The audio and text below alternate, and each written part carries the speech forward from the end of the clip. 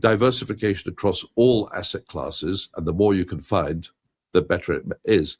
And that, that means you can even hold things which I don't particularly like, which is cash or bonds. So to the extent you hold bonds, I think they should be very short dated and high credit quality.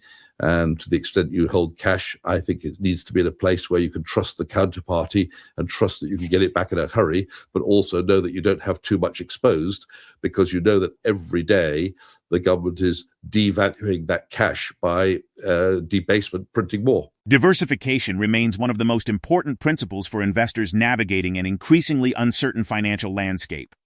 With governments carrying enormous debt burdens and central banks continuing to influence markets, protecting wealth requires careful allocation across multiple asset classes. Clive Thompson, a respected precious metals analyst and market commentator, emphasizes that diversification is not just about owning different investments, but also about understanding the risks attached to each one. Investors should remain cautious about holding excessive cash, because currency debasement steadily reduces purchasing power over time. He suggests maintaining exposure to assets that can preserve value while keeping any bond allocation focused on short-duration, high-quality instruments. A key prediction discussed is that governments may increasingly look for unconventional ways to manage growing debt burdens, including measures linked to gold holdings and monetary restructuring. Such developments could strengthen the long-term case for precious metals. He also notes that trust in financial institutions and counterparties will become increasingly important during periods of economic stress. If debt levels continue rising while monetary expansion persists, assets such as gold and silver could benefit significantly as investors seek protection from currency depreciation and financial uncertainty. Now we present the clips from Clive Thompson's interview. Before we continue to discuss this, please hit the like button, subscribe to the channel, and ring the bell icon. Thank you, and enjoy the video. They are basically swapping interest-bearing debt, which has to be repaid, for non-interest-bearing debt, which is perpetual and never has to be paid. And the mechanism for doing that is that the government would sell its gold through a sale and repurchase agreement with the Federal Reserve. It's not without precedent. They did something very similar back in 1934, and except it was more of a one-way ticket as opposed to back to front. But sale and repurchase. So basically, they sell the gold to the Federal Reserve and immediately buy it back.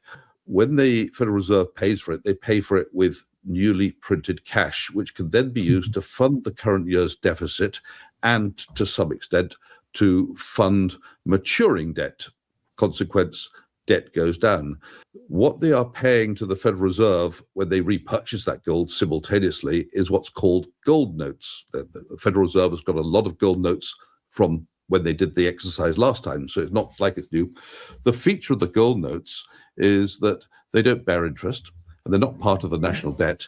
So effectively, the national debt goes down because they now are using the cash they got from the electronic cash, of course, they got from the Federal Reserve to fund their current spending without having to borrow. So nothing's changed. They're not spending more. They're spending the same. So that's not there's no more or less inflationary than it ever was. But the level of debt, instead of rising, has suddenly gone down. And as debt matures, they're using the money they've got from the Federal Reserve to repay some of that debt without having to borrow money to do what? Because what they're doing at the moment is they're borrowing from Peter to pay Paul. So as debt matures, they have to borrow some from someone else to repay the old debt plus the interest. But if they've got the money, they will be able to repay without having to borrow. What that does, it shrinks the supply of new treasuries, which creates artificial demand. Or well, actually, not to create demand. We assume the demand doesn't change, but the supply goes, and supply going down means lower yields, which makes the government's funding that much easier. So step forward a year or two, when they've had a year or two when there's been a dearth of treasury issues, there won't have been any. The market's begging for them, and they'll be able to, when they eventually have to get back into the market and issue new debt, they'll be issuing it into a market where there's a lot of demand and the yields are much lower. What would happen to the gold price? Well, it depends on how they do it. But if it's just an accounting trick and the gold price doesn't have any substance behind it, the new price, that wouldn't be good. So I think they probably have to stand behind the new gold price as we're willing to swap gold. In other words, we're willing to buy it off you at the new price, whatever the new price is. So that does put a floor under the gold price. And anything with a floor is worth more than the floor. The relationship between government debt, monetary policy, and precious metals continues to attract growing attention.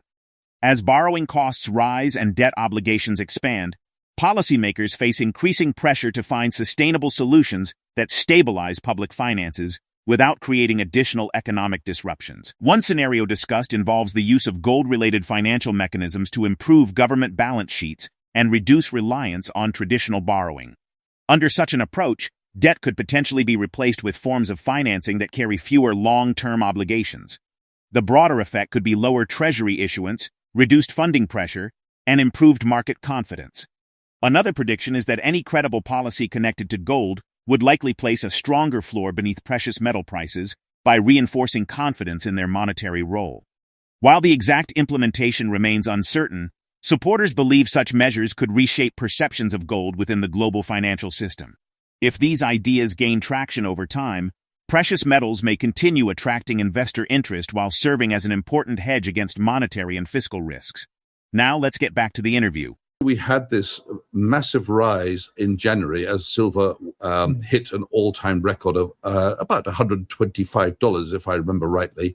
And then I believe there was the appointment of Kevin Walsh, which spooked the market, or at least that's what people said, because he was perceived as being quite hawkish. And indeed, last week he gave a speech which kind of, in a way, sort of reaffirmed that. He said, the Federal Reserve will not be interfered with by government, and we're very independent, and the inflation target of 2%, we have to get there, and inflation is too high at the moment. So people, he is perceived as hawkish. Now, higher interest rates are generally bad for precious metals. At least that's the way markets perceive it. But what happened in January, that was the trigger. But I think there was also a lot of vested interest. The bullion banks, who are there to make money for themselves, and quite rightly, everybody's in the market to make money for themselves, but they have a privileged position. They can see all the stop losses and all the limit orders. And when they see a large number of stop losses lined up below the present price, which was over $120 at the time, they can see that if one gets triggered, it will trigger the next one, and then it becomes a roller coaster. Now, if you're a bullion bank and you can see it like that, it's very easy to know that if you start to trigger the stop losses, the price will be driven down as each stop loss triggers the next one, driving the price down fast, leaving you as the bullion bank you can then wait till you get to a certain level where there's no more or not enough stop losses to keep the thing going. You can then step in and start being a buyer, which means that you now have the option potentially of pushing the price back to where it was. Now, that hasn't actually worked for them this time, because although it did briefly, they pushed the price back up. We had a nice bounce. The size of the fall then triggered a lot of people who had come in very late in the year, sort of people who'd bought in, let's say, October through to January, who'd paid well above $50 an ounce, who said, oh my God, it's going back to what I paid for it, or it's already gone below what I paid for it. I'm out of here. I'm going to chase the next big hottest thing, which of course the hottest thing at the moment is still AI stocks. So a lot of people got very frustrated and couldn't bear the thought of losing any more money. So they started bailing out. So at the moment, the bottom line is everybody who's got some silver who bought any time after about October is in losing territory. Those who've had it for many years probably they're perhaps all disappointed that with hindsight, they didn't sell at the absolute peak. But, I've had gold and silver for, more than 40 years, actually. I mean, I got my first gold coin when I was 14 years old from my grandfather, and I bought my first one sometime between the age of 18 and 21. I went to Sharps Pixley. I was working in the City of London and bought one at that time, and I continued to buy it. So the fact that I bought these coins over the years, and I never stopped really. Whenever you've got a bit of spare change, it makes sense. Do you still have them? Do you still have your first coin? Yes, my grandfather told me to never sell it, and he was right. Did you listen? He also said I should I shouldn't tell anybody about it because I think at the time he gave it to me, it might not have been quite legal to have a gold coin. I'm not sure about that, but it wasn't. When I got it, it was probably worth about £3. It would be worth about £4,000 today. No, we're talking about sovereign. Yeah, it'd be worth about £1,000 or £800 today. But when I went to get it valued for the first time at the age of 18 or 19 or 20, I went into shops, Pixley, with my sovereign and said, "Can you tell me what it's worth?" That was the way to find out. And they said, "Well, we'll give you 10 quid for it." Maybe they said 15 quid, or we'll sell you another one for 20 or 25. And I didn't like the spread, which sounded absolutely mammoth at the time. Yes. Not that I had any intention of trading at all, but it certainly reinforced my idea to keep it. Over the years, I went back again from time to time to check on it, and it always just seemed to be worth more than the previous time, and that sort of led me to be a buyer. Silver's remarkable volatility has become one of the defining stories in the precious metals market. Sharp rallies followed by equally dramatic corrections have tested investor conviction, creating an environment where emotional decision-making often leads to costly mistakes. Despite these fluctuations, long-term fundamentals continue to attract attention from investors focused on future opportunities. A notable prediction highlighted is that silver could experience substantial gains over the coming years despite periodic corrections. Following a powerful advance that pushed prices to record levels, market participants reacted to shifting interest rate expectations and changing sentiment. At the same time, institutional traders and large financial players were seen taking advantage of market positioning, contributing to amplified price swings. Many late entrants who purchased near the highs exited during the correction, while long-term investors viewed the decline differently. The broader argument is that temporary weakness does not necessarily invalidate the larger bullish trend.